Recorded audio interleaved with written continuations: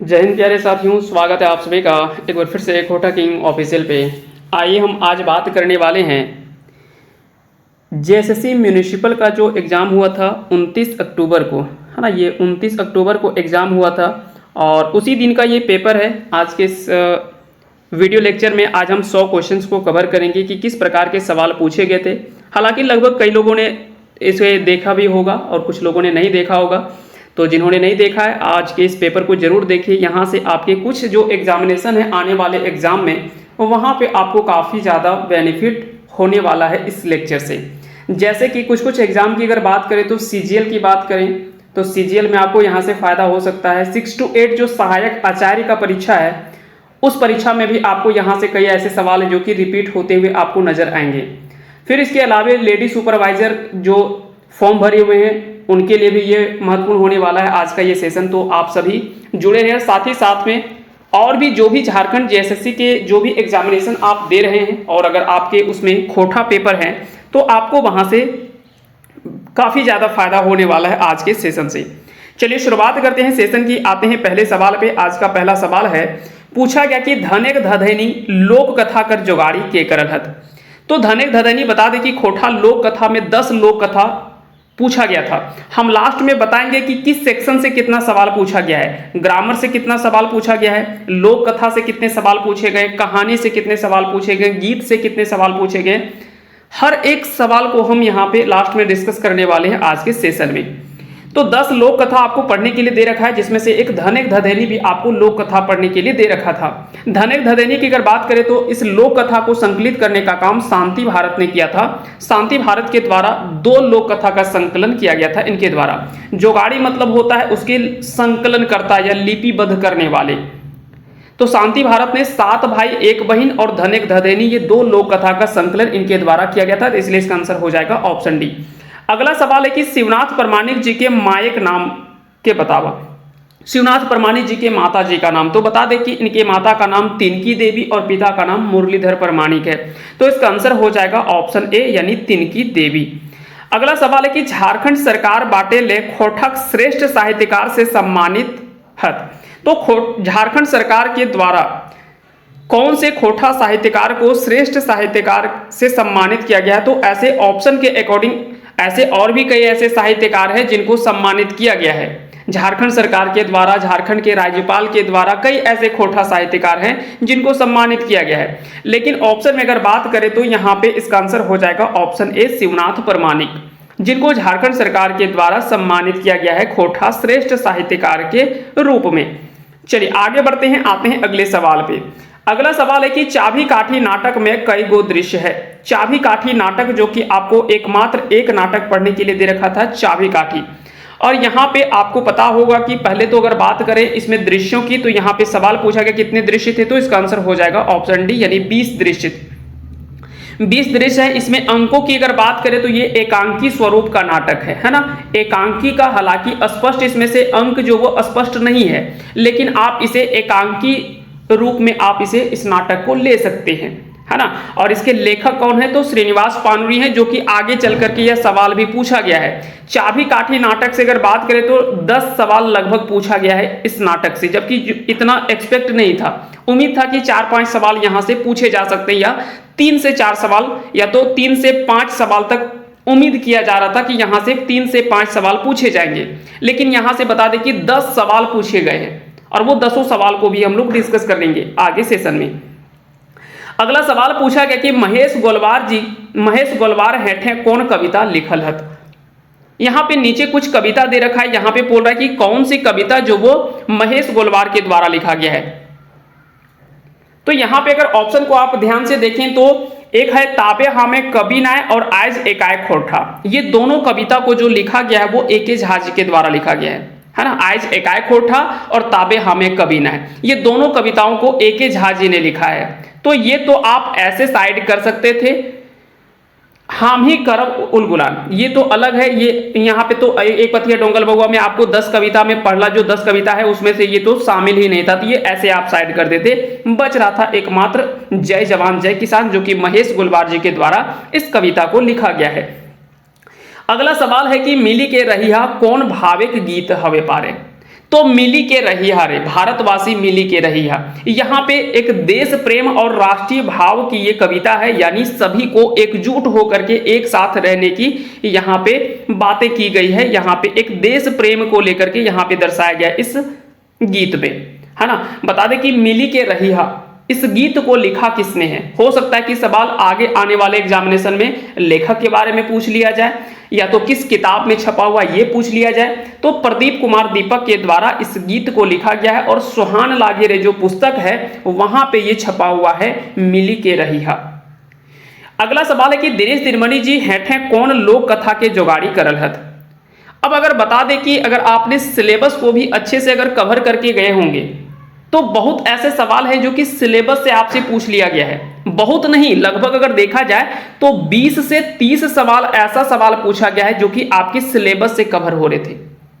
और हम ये बातें हम पहले भी डिस्कस कर रहे थे। कई बार होता है क्या कि हम जब सिलेबस डिस्कस करते हैं तो केवल उसको सिलेबस ही हम नहीं बताते, हम बताते हैं कि आप इसका पूरा निचोड़ आप याद रखिए। यहां से कई ऐसे सवाल होंगे जो कि आपको डायरेक्टली एग्जामिनेशन में पूछ लेगा और इस एग्जामिनेशन में आप देख सकते हैं। और इतने सवाल नहीं पूछे जाते हैं, लेकिन फिर भी आप उम्मीद कर सकते हैं कि 10 सवाल तो कम से कम सिलेबस से हर बार पूछा जाता है। 10 सवाल तो कम से कम, लेकिन इस बार ज्यादा सवाल पूछा गया है, ये सच्चाई है। सिलेबस से तो कई ऐसे सवाल है जो कि हूबहू उठा करके डायरेक्ट डाल दिया गया है। जैसे कि यहाँ पे दे रखा है कि दिनेश दिनमणि जी हेठे कौन लोक कथा जोगाड़ी करल हत। तो दिनेश दिनमणि ने हालांकि 2 लोक कथा का संकलन किया। एक तो लोक कथा का नाम था बूढ़ा बूढ़ी और 7 पीठा, और एक था खूंटा भीतर चिया गोटा। तो यहाँ पे देखिए खूंटा भीतर चिया गोटा आपको ऑप्शन में दिख रहा है। केतकी फूल आपको पता है कि ये सावित्री देवी के द्वारा जो वो संकलित किया गया है। दू बिहाय दुर्गति ये ए.के. झा जी के द्वारा किया गया है ना, दू बिहाय दुर्गति। और लुरगर बेटी छुआ ये भी लोक कथा का संकलन जो वो ए.के. झा जी ने किया है। तो ये 10 लोक कथा को आपने अच्छे से पढ़ा भी है।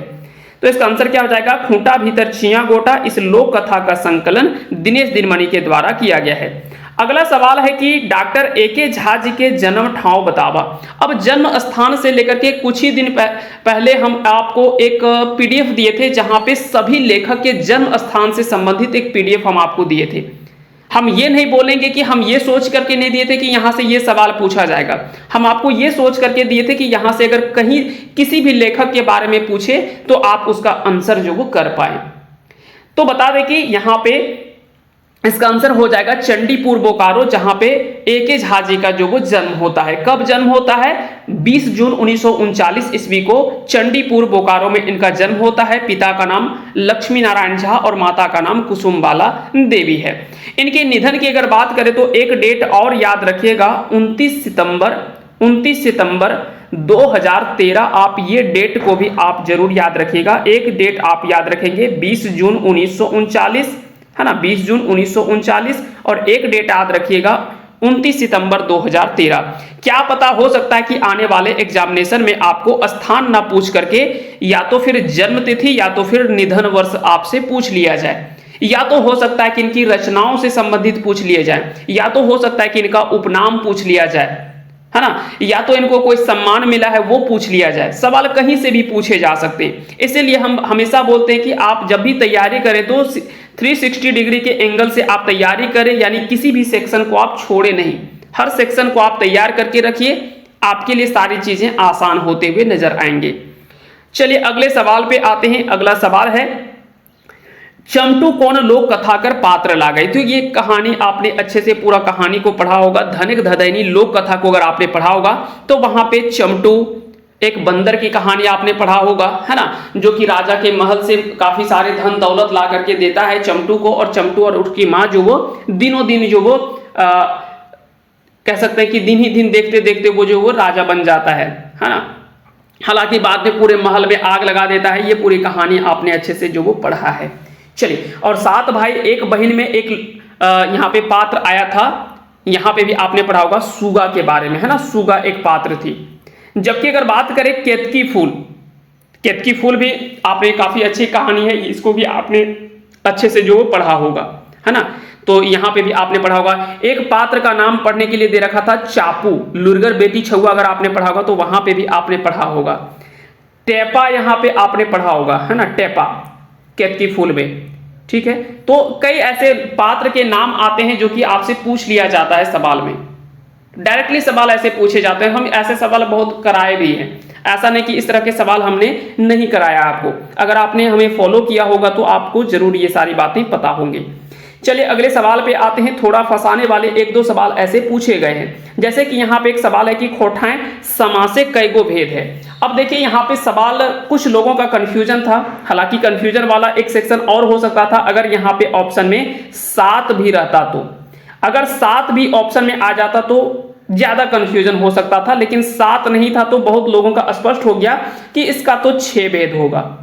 अगर कुछ लोग ने A.K. झा जी के पुस्तक को अगर पढ़ा है ना, तो वहां पे 8 भेद भी दे रखा है खोठा में समास का, लेकिन यहां पे आपको आंसर जो जिन्होंने भी किया है 6 आंसर किया है वो तो सही है, लेकिन अगर किसी ने गलती से अगर 8 किया है तो उनके लिए हम एक बात बता दें कि आप रेफरेंस के तौर पर अगर आपने 8 आंसर कर भी दिया है तो आप रेफरेंस के तौर पर A.K. झा जी के बुक को आप ले सकते हैं। A.K. झा जी के जब आप बुक को पलटेंगे तो वहां पे देखेंगे कि समास के 8 भेद भी वहां पे नजर आते हैं, है ना। तो कुछ लोग जो वो जिनसे हम ये क्वेश्चन लिए हैं वो भी यही बात बोले हमको कि यहाँ पे तो A.K. झा जी के बुक में हम लोगों ने देखा था कि 8 वहां पे दे रखा है समास के भेद, और वहां पे रेफरेंस बुक में भी वही दे रखा है। तो बोले कि हाँ आप अपने जगह पे सही हैं, लेकिन ज्यादातर जो पुस्तक है वहां पे समास के 6 भेद हैं, क्योंकि यहाँ पे कुछ लोग जो वो नए समास को इसमें शामिल नहीं करते हैं, और नए समास को जो शामिल करते हैं वो कहते हैं कि समास के 7 भेद होते हैं। तो ये सारी बातें आप लोगों को याद रखनी है। अब देखिए यहाँ पे बहुत कुछ निर्भर करेगा जेएसएससी के एग्जाम एक जो आंसर की आएगा, है ना, आंसर की आएगा उसमें से बहुत कुछ स्पष्ट जो वो हो जाएगा। चलिए अगले सवाल पे आते हैं। अगला सवाल है कि मेढ़ और मानुष कौन भाविक कविता लागे। तो बता दें कि यहाँ पे जनवादी भाव विचारधारा की यहाँ पे चर्चा की गई है ना। मेढ़ और मानुष यहाँ पे मानववादी विचारधारा, यहाँ पे जनवादी विचारधारा की बातें की गई है। कहते हैं कि ये सब जो मूर्ति पूजा है ये सब का विरोध यहाँ पे करते हुए नजर आते हैं यहाँ पे इस कविता में। तो ये आपने अच्छे से पढ़ा होगा, है ना, जो कि शिवनाथ प्रमाणिक जी के द्वारा लिखा गया ये कविता है, और एक पथिया डोंगल महुआ में छपा हुआ कविता है मेढ़ और मानुष। ठीक है, तो हो सकता है कि सवाल में कहीं से भी पूछ लिया जाए, आने वाले एग्जामिनेशन में हो सकता है यह भी पूछ लिया जाए कि इसके कवि कौन है, किसके द्वारा लिखा गया है, किस पुस्तक में छपा हुआ है। इस प्रकार के सवाल आपसे पूछे जा सकते हैं आने वाले एग्जामिनेशन में। अगला सवाल है कि जे वर्षा ऋतु में गावल जाए वो की कौन गीत कहे है। तो जो वर्षा ऋतु में गीत गाए जाते हैं वो भदरिया गीत कहलाते हैं। गीत का भी एक हम शॉर्ट नोट्स दिए थे, वहां पे अगर गीत को आप गीत के लगभग 10 सवाल पूछे गए हैं परीक्षा में, और 10 सवाल अगर आप देखेंगे तो 10 के 10 सवाल हम आपको मात्र 2 पेज में एक नोट्स दिए हैं, शॉर्ट नोट्स, जो कि लास्ट में रिवीजन के लिए हम दिए हुए थे। अगर आपने उस 2 पेज को अगर आपने केवल देख करके चल गए होंगे तो ये सारे सवाल आपके वहां से बन जाए, है ना, 10 के 10 सवाल। हालांकि सवाल थोड़े इजी लेवल के हैं। तो इसका आंसर क्या हो जाएगा, आंसर हो जाएगा ऑप्शन सी। अगला सवाल है लिंगिक सही जोड़ के छांटा। अब यहाँ पे लिंग का सही जोड़ा छांटने के लिए दे रखा है। तो जैठा का जैठा ये तो गलत है, लेरू का लेरा ये भी गलत है, सेठ का सेठाइन, इसका आंसर जो है वो सी ऑप्शन जो वो बिल्कुल सही आंसर हो जाएगा, है ना। तो इसका आंसर हो जाएगा ऑप्शन सी। ठीक है, अगर सेठाइन की बात करें तो यहाँ पे आपको पता होगा कि आइन प्रत्यय जुड़ा हुआ है। उपसर्ग और प्रत्यय आपने ये अच्छे से पढ़ा होगा, है ना। जब हम लोग कुछ लोग बोल रहे थे कि उपसर्ग हमको पढ़ा दीजिए और प्रत्यय पढ़ा दीजिए, जबकि हम उनको बोले कि जब हम पढ़ा रहे थे वचन पढ़ा रहे थे, लिंग पढ़ा रहे थे, तो वहां पे उपसर्ग की भी चर्चा हम किए थे और प्रत्यय की भी चर्चा किए थे। तो उपसर्ग और प्रत्यय अलग से पढ़ने का मतलब वहां पे विषय था ही नहीं वैसा। ठीक है, बहुत ज्यादा डीपली सवाल तो पूछा नहीं जाता है, अगर पूछा भी जाता है तो वो आपको इतना इनफ हम पढ़ा दिए हैं लिंग और वचन में, जो कि आपके उपसर्ग के भी सवाल बन जाएंगे और प्रत्यय के भी सवाल वहां से सॉल्व हो जाएंगे, अगर आपने लिंग और वचन के हमारे लेक्चर को अगर आपने कवर किया होगा तो इसका आंसर क्या हो जाएगा, सेठ का सेठाइन हो जाएगा इसका सही आंसर। चलिए अगला सवाल है कि कते सुंदर छोटा नागपुर गीत कहकर लिखल लागे। कते सुंदर छोटा नागपुर, दीपक सवाल के द्वारा इस गीत को जो वो लिखा गया है, दीपक सवाल, है ना। कते सुंदर छोटा नागपुर, ओ दादा रे कते सुंदर छोटा नागपुर, ये गीत आपने पढ़ा होगा, ये सिलेबस से उठा करके डायरेक्ट सवाल पूछ दिया गया है। डॉक्टर विनोद कुमार जी की लिखल कहानी के नाम बतावा। अब देखिए यहाँ पे नावा छोड़ जिम्मेदार, हम जियब कैसे, बोनेक लोर और छाहर, ये 4 कहानी जो वो छाहर किताब से लिया गया है। जबकि हूब की अगर बात करें तो यह सोंध माटी पुस्तक में छपा हुआ है, जिसको विनोद कुमार जी के द्वारा लिखा गया है। तो इसका आंसर जो हो जाएगा वो हो जाएगा हूब, है ना। इसका आंसर हो जाएगा ऑप्शन ए। अगर आपने ध्यान से पढ़ा होगा सोंध माटी के 4 कहानियों को, जिसमें से था उबार, जिंदगी की डोमानी, है ना, ओद दीदा और हूब, ये 4 कहानी आपको वहां पे पढ़ने के लिए दे रखा था। तो ये आसानी से सारे सवालों को आप कवर कर लिए होंगे। अगला सवाल है कि चाबी काठी नाटक में सुहागी ककर माय लागी। अगर चाबी काठी नाटक की बात करें तो हमारा जो पीडीएफ है, आप पीडीएफ में जाकर के एक बार खोल करके देखिएगा। यहाँ पे जब हम अगला सवाल हम लोग बात करेंगे उसका, जो पात्र की चर्चा हम लोगों ने किया था, तो वहां पे हम आगे बात करेंगे। चाबी काठी नाटक में अगर बात करें सुहागी की, तो सुहागी कौन रहती है? ये शंभू की मां रहती है ना। कौन रहती है? शंभू की मां। अब शंभू कौन है? तो यहाँ पे इस नाटक में एक क्रांतिकारी युवक के रूप में, या तो कह सकते हैं कि इस नाटक के नायक पात्र के रूप में दर्शाया गया है ना, शंभू का। तो इसका आंसर क्या हो जाएगा? ऑप्शन ए इसका सही आंसर हो जाएगा। अगला सवाल है कि विशेषण के कईगो भेद हव है। विशेषण के कितने भेद होते हैं? तो विशेषण की जब हम लोग भेद की बात करते हैं तो आपको पता होगा विशेषण के 4 भेद होते हैं। संख्यावाचक विशेषण, परिमाणवाचक या मात्रावाचक विशेषण, गुणवाचक विशेषण और सार्वनामिक विशेषण। ये 4 विशेषण होते हैं, विशेषण के 4 भेद होते हैं। ठीक है, चलिए। कारक के 8 भेद होते हैं, संज्ञा के 5 भेद होते हैं, है ना, समास के 7 और 6 भेद होते हैं। तो ये दोनों आपने देख लिया है। अब देखिए आगे आंसर, एक चीज आप ध्यान रखिएगा, हम बार बार इसी चीज का जिक्र करते हैं कि कई बार आपको एग्जामिनेशन में ऑप्शन के अकॉर्डिंग आंसर करना पड़ता है। अगर आप जिद्दी बन करके बैठे रहिएगा कि नहीं हमको यही आंसर करना है, तो आप एग्जामिनेशन में कई बार गलती कर बैठेंगे।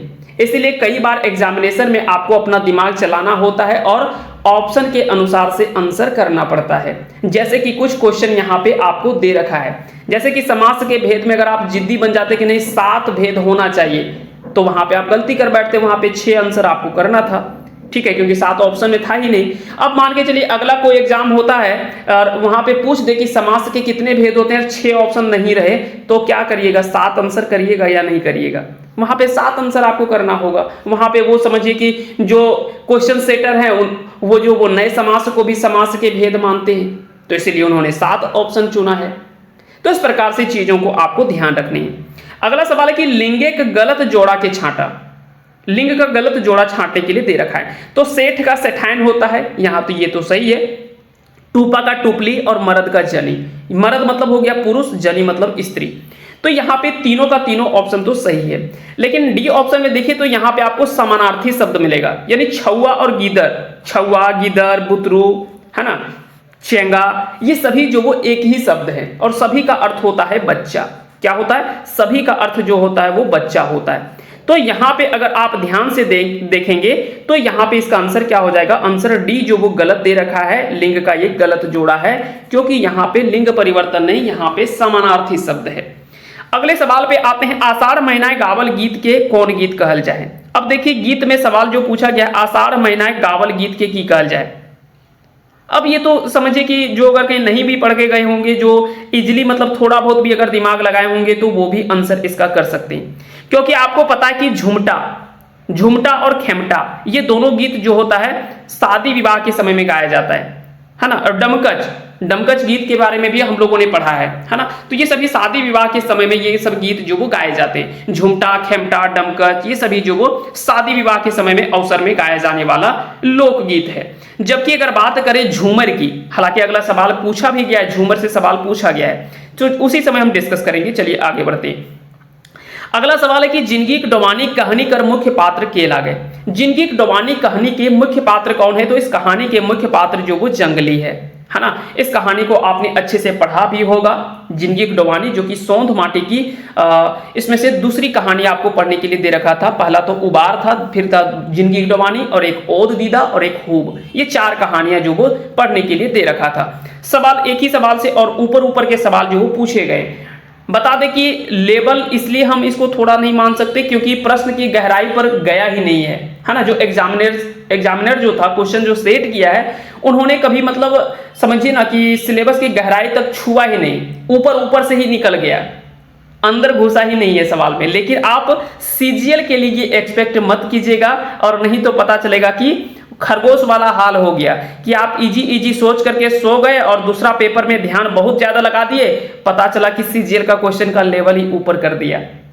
तो ऐसा नहीं हो कि आप उसी गलतफहमी का शिकार हो जाएं, तो ऐसा बिल्कुल भी नहीं करिएगा। अपना लेवल बना करके रखिए। जिस तरह के हम आपको कंटेंट प्रोवाइड करवाए हैं उसे जरूर आप फॉलो करिएगा, और अगर जरूरत पड़ा तो हम और भी अच्छे लेवल के प्रश्न आपके सामने लेकर के जरूर हाजिर होंगे। चलिए अगले सवाल पे आते हैं। गुदुपुचु रानी और कौआ कौन किताबें शामिल है? गुदुपुचु रानी और कौआ खोटा लोक साहित्य किताब जो है ना, जनजातीय भाषा अकादमी वाला जो पुस्तक है ना, जो कि कल्याण विभाग वाला पुस्तक है, जिसके प्रधान संपादक ए के झा हैं, उसी पुस्तक में जो वो ये 10 लोक कथा जो वो छपा हुआ है। गुदुपुचु रानी और कौआ यह एक लोक कथा है, जिस लोक कथा का संकलन जो वो बंसीलाल बंसी ने किया है ना। गुदुपुचु रानी और कौआ ये एक लोक कथा है, और जिसका जुगाड़ी कह सकते हैं या संकलनकर्ता कह सकते हैं जो कि बंसीलाल बंसी हैं। चलिए तो ये आंसर क्या हो जाएगा? खोटा लोक साहित्य पुस्तक में ये शामिल है। अगला सवाल है कि श्रीनिवास पानुरी जी के खोटा वाल्मीकि कहलहत, तो खोटा के वाल्मीकि किन्होंने कह करके जो वो संबोधित किया था। अब देखिए ध्यान से, इस तरह के सवाल अगर आप बात करेंगे तो यहाँ पे बहुत ऐसे सवाल थे जो कि हम श्रीनिवास पानुरी जी के उपनाम से संबंधित हम सवाल आपको करवाए हैं, और वहां पे हम बोले थे कि एक आध सवाल यहाँ से पूछ लेगा, कोई भी पूछ सकता है। चाहे वो पूछ ले कि खोटा के नागार्जुन किसने कहा था, खोटा के मान के चले कि भीष्म पितामह किसने कहा था, बहुत तरह के सवाल वहां से पूछे जा सकते हैं, है ना। खोटा के टैगोर किसने कहा था, और भी ऐसे सवाल हैं जो कि उपनाम से सवाल पूछे जाते हैं। तो याद रखिएगा इसका आंसर हो जाएगा ऑप्शन डी। हालांकि यहाँ पे फंसाने वाले बहुत ज्यादा ऑप्शन नहीं थे, हालांकि इन लोगों ने भी कुछ जो वो पानुरी जी को अपना कुछ कुछ उपनाम दिए हैं, है ना, लेकिन बहुत ज्यादा यहाँ पे फंसाने वाला ऑप्शन नहीं था। मात्र 2 ऑप्शन ऐसे थे जो कि आपको फंसाने वाले थे। देखिए जब हम लोग आपको टेस्ट देते हैं तो वहां पे जो ऑप्शन बनाते हैं वो थोड़ा फंसाने वाला ऑप्शन होता है, लेकिन जो आपके एग्जामिनेशन के ऑप्शन होते हैं ना वो बड़ा आसान ऑप्शन होते हैं। कुछ ऐसे ऑप्शन देखते ही आप तुरंत मार दीजिएगा। जैसे कि एक एग्जाम्पल हम दिखाते हैं आपको। ऊपर वाला देखिए कि गुदुपुचु रानी और कौआ कौन किताबें शामिल है। अब देखिए एक खोटा लोक साहित्य पुस्तक दे रखा है, एक तातल और हेमाल जो कि आपको पढ़ना ही नहीं है ये किताब, तो ये तो ऐसे दे रखा है। नावा बिहान ये किताब आपको पढ़ना ही नहीं है, तो 2 किताब तो आपको पढ़ना ही नहीं है। समझिए कि 2 ऑप्शन तो ऐसे छंट गया। अब आपको केवल 2 में निर्णय करना था कि इसका सही आंसर क्या होगा, तो ये काफी आसान हो गया था आपके लिए। अगर 2 ऑप्शन ऐसे हट जाए तो आपको मात्र 2 ऑप्शन बचता है, और यहां पे आपका जो सही होने का चांसेस होता है वो 50% होता है। अगर आप नहीं भी पता है तो आपको यहां पे 50% चांसेस बन जाता है कि कौन सा होगा, अगर 2 में कंफ्यूजन भी होता है तो। और चारों ऑप्शन में अगर आप तुक्का लगाइएगा तो यहां पे सही होने का चांसेस 25% होता है। इसीलिए कभी कभी आप इलिमिनेट करना भी सीखिए ऑप्शन को। चलिए तो इसका आंसर क्या हो जाएगा? आंसर हो जाएगा ऑप्शन डी। अगला सवाल है कि जय माय जननी कविता में जननी माने की हवत। अब देखिए यहां पे सवाल दे रखा है जय माय जननी, और यहां पे ध्यान रखिए कि यहां पे कविता शब्द का प्रयोग किया गया है, जबकि कविता नहीं यह एक गीत है ना। याद रखिएगा यहां पे कविता नहीं, यह क्या है? यह एक गीत है, शिष्ट गीत है, जो कि सोहान लागेरे पुस्तक में ये छपा हुआ है और शिवनाथ परमाणी के द्वारा इसे जो वो लिखा गया है। तो ये कविता नहीं है, यह गीत है। ठीक है, पहला सवाल। दूसरा सवाल देखिए, अब ये एग्जामिनर के ऊपर में है कि यहां पे जननी का अर्थ वो किस तरह से निकालती है ना, डिपेंड करता है कि वो किस तरह से अर्थ निकालता है। देखिए यहां पे अगर ध्यान से देखा जाए तो पालन करवैया माए और एक जन्म देवैया माए, जननी का अर्थ तो दोनों होता है। जो पालन करता है, ऐसा नहीं कि जन्म देने वाली ही जननी कहलाती है। अब ऐसा थोड़े ना कि एक जन्म देने वाली जननी अलग होती है और पालन करने वाली अलग होती है, नहीं, दोनों जननी ही कहलाती है, जन्म देने वाली भी और पालन करने वाली भी। लेकिन यहां पे अगर गीत के अनुसार से बात करें, है ना, कविता नहीं, यहां पे गीत के अनुसार से अगर बात करें तो गीत में यहां पे भारत मां को जो वो जननी के रूप में दर्शाया गया है, और वहां पे जो वो पालन करवैया के रूप में, यानी कह सकते हैं कि सभी को कहते हैं कि भारत माँ जो वो सभी को अपने गोद में बिठा करके सभी का पालन पोषण कर रही है। तो यहाँ पे तो पालन करवैया सही आंसर, ज्यादा अच्छा आंसर है। लेकिन अगर सी ऑप्शन भी अगर कहीं इसका आंसर करता है तो ये खराब आंसर नहीं कहा जा सकता है ना। तो याद रखिएगा यहाँ पे दोनों ऑप्शन हो सकता है, सी भी हो सकता है और ए ऑप्शन भी सही आंसर हो सकता है। लेकिन यहाँ पे दिया है कि गीत में जननी कर माने की हवा, तो गीत में अगर बात करेंगे तो पालन करवैया हो सकता है ना। तो दोनों चीजें आपको ध्यान रखनी। अब देखना होगा जेएसएससी इसका आंसर क्या मानते हैं। चलिए अगला सवाल है कि विश्वनाथ नागर जी के जन्म ईस्वी के बतावा, इनका जन्म कब हुआ था। तो ये काफी आसान सवाल है, ये आपने इजीली अच्छे से आंसर कर लिया होगा। मुदा धनबाद में इनका जन्म होता है 7 जनवरी 1939 ईस्वी को नागर जी का जो वो जन्म होता है ना। इनके बारे में तो आप पहले से जानते ही होंगे कि इनका जन्म कब होता है। तो और साथ ही साथ में इनका पूरा नाम भी आपको पता होना चाहिए कि इनका पूरा नाम क्या है। कई बार सवाल यहां से पूछा जाता है। तो नागर इनका उपनाम है, जबकि इनका पूरा नाम अगर बात करें तो विश्वनाथ रवानी है ना। विश्वनाथ रवानी है इनका पूरा नाम। पिता का नाम क्या है, पिता का नाम जादू रवानी, और माता का नाम हो सकता है कि सवाल यहां से पूछ लिया जाए, आगे एग्जामिनेशन में पूछ लेगा। तो माता का नाम फूलमणि देवी और पिता का नाम जादू रवानी, ये दोनों चीजें आपको ध्यान रखने थे। यहां पे इसका आंसर जो हो जाएगा वो ऑप्शन ए हो जाएगा। 7 जनवरी 1939 को जन्म होता है नागर जी का। कहां पे जन्म होता है, मुदा धनबाद जिले में जन्म होता है। पिता का नाम जादू रवानी, माता का नाम क्या था, फूलमणि देवी, है ना। तो अभी हम बताए फूलमणि देवी माता का नाम और पिता का नाम जादू रवानी। चलिए आगे बढ़ते हैं, अगले सवाल पे आते हैं। औजी अवैया शब्द एक सही जोड़ के छाटा। अब देखिए यह सवाल जो थोड़ा बनाया गया है ना। अब दो अर्थ इसका कई बार ऐसा होता है कि कुछ लोगों का कहना था, ये बोला हमको कि नहीं सर ये लगता है कि जेठा का यहाँ गुंगुमा यहाँ उल्टा होता। तो देखिए औजी का अर्थ होता है उसके बदले, है ना। औजी मतलब होता है उसके बदले, क्योंकि एक सवाल हम आपको पढ़ाए थे, संज्ञा के औजी अवैया शब्द के की कहल जाए, यानी संज्ञा के बदले में आने वाले शब्द को क्या कहा जाता है। तो अगर औजी अवैया शब्द का यहां पे बात करें मतलब उसके बदले में आने वाला शब्द, तो काका के बदले में काकी शब्द आता है क्या, बोलेंगे नहीं, काका के मतलब काकी कैसे आएगा, तो ये तो नहीं हो सकता है। मौसा का मौसी होगा तो यहां भी नहीं कह सकते, जेठी का गुंगुमाए कह सकते, है ना। अगर यहां पे सवाल को अगर आधा अधूरा माना जाए, अगर सवाल को आधा अधूरा माना जाए तो फिर यहां पे टाइपिंग अगर मिस्टेक होता तो यहां पे जेठा होता और जेठा का गुंगुमाए, तो यहां पे फिर इस तरह से होता कि ये दोनों तीनों विलोम शब्द में अगर होता तो काका का काकी, मौसा का मौसी और जेठा का गुंगुमाए, तब यहां पे होता डी ऑप्शन ये सभी, है ना, उल्टा पूछता। तो यहां पे लेकिन पूछा गया है क्या कि इसके बदले में आने वाले, है ना, बदले में आने वाले शब्द का सही जोड़ा छांटने के लिए दे रखा है। तो इसके अनुसार से इसका ऑप्शन जो वो सी होगा। उठा या उठेक में कौन क्रिया है। अब देखिए कई लोग इस सवाल को गलती कर बैठे, थोड़ा सा यहां पे ध्यान पे आप दीजिएगा इस सवाल को।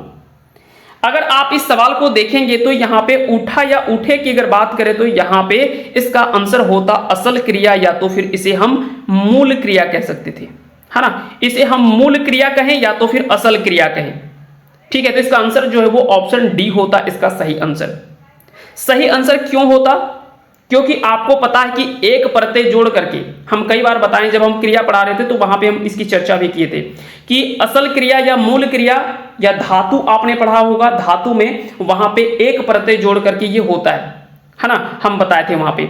अगर यहाँ पे ये सेंटेंस में पूरा साथ में होता, सेंटेंस के साथ में अगर पूछ लेता कि उठा या उठे, या तो फिर ये सेंटेंस में अगर आपसे पूछ लेता कि ये कौन सा क्रिया है, तो वहां पे अकर्मक क्रिया या सकर्मक क्रिया हम लोग बात करते। यहाँ पे केवल पूछा कि उठा या उठे, तो ये मूल क्रिया या तो फिर इसे असल क्रिया के अंतर्गत हम रख सकते हैं। तो इसका आंसर जो हो जाएगा वो ऑप्शन डी इसका सही आंसर हो जाएगा। चलिए आगे बढ़ते हैं, आते हैं अगले सवाल पे। अगला सवाल है कि झूमर कौन पहर गावल जाए। तो झूमर जो वो कर्म पर्व में गाया जाता है, तो ये आपको अच्छे से पता होगा, है ना। भादो महीने की शुक्ल पक्ष की एकादशी, शायद यह भी सवाल पूछा गया है। बिहा गीत के हेठे कौन गीत में राखल जा सके है। तो बिहा गीत जो वो संस्कार गीत के अंतर्गत आता है। आपको पता है कि संस्कार गीत में आपको 3 गीत पढ़ने के लिए दे रखा है। कौन कौन से संस्कार गीत की चर्चा की गई है, छठियारी, सहियारी और बिहा गीत। ये 3 प्रकार के आपको संस्कार गीत के अंतर्गत 3 गीत आपको पढ़ने के लिए दे रखा है। और कौन सा गीत, लोकगीत, है ना। कौन सा गीत? लोकगीत के लिए आपको पढ़ने के लिए दे रखा है 3 ठो, है ना। और ये तीनों लोकगीत जो है, छठियारी, सहियारी और बिहा गीत, ये तीनों गीत जो वो, तीनों लोकगीत जो वो किसके अंतर्गत आता है? संस्कार लोकगीत के अंतर्गत आता है ना। पर्व त्योहार गीत में आपको पढ़ने के लिए 2 गीत दे रखा था, एक था करम, है ना, एक करम और दूसरा था सोहराय। ये 2 सिलेबस में आपको 2 गीत पढ़ने के लिए दे रखा है पर्व त्योहार के गीत में, है ना।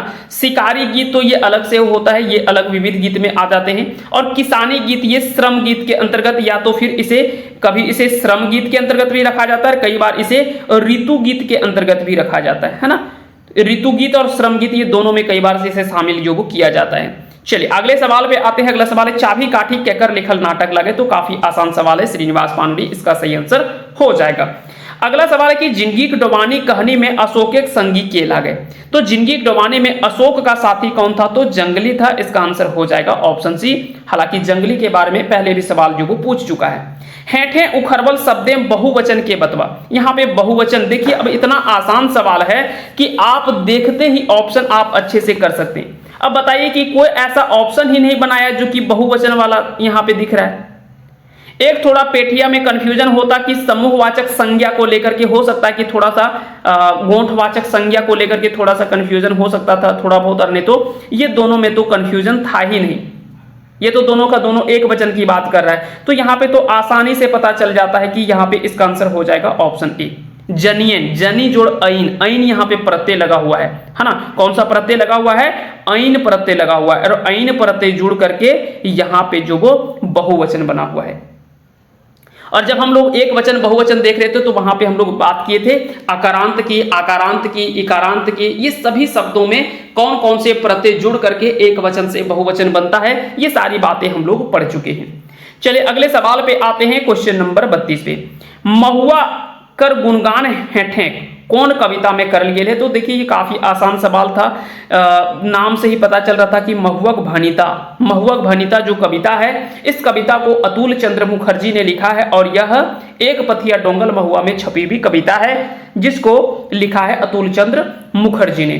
ठीक है, तो इसका आंसर हो जाएगा ऑप्शन बी, जहां पे महुआ का गुणगान किया गया है और इसे महुआ को हीरा कहा गया है इस कविता में। अगला सवाल है कि 7 भाई एक बहन लोक कथा के जोगाड़ी करल हत। अब देखिए कितना आसान सवाल पूछा गया ये। 7 भाई एक बहन लोक कथा के जोगाड़ी, जोगाड़ी मतलब संकलन करता है, इसका आंसर क्या हो जाएगा? शांति भारत इसका जो वो सही आंसर हो जाएगा। ठीक है, तो इसका आंसर क्या हो जाएगा? आंसर हो जाएगा ऑप्शन ए। अरविंद कुमार के द्वारा एक लोक कथा का संकलन किया गया है जिसका नाम है बूढ़ी और ओकर नाती, और शायद यह भी सवाल पूछ दिया है। Doctor A K. झा जी के द्वारा 3 लोक कथा का संकलन किया गया था। कौन कौन सा? गोहायल परब, दुबिहाग दुर्गति और लुरगर बेटी छुआ। और ये 3 लोक कथा के बारे में मतलब संकलन किया है, जिसमें से एक लोक कथा का संकलन शायद पूछा गया है, बाकी के नहीं पूछे गए।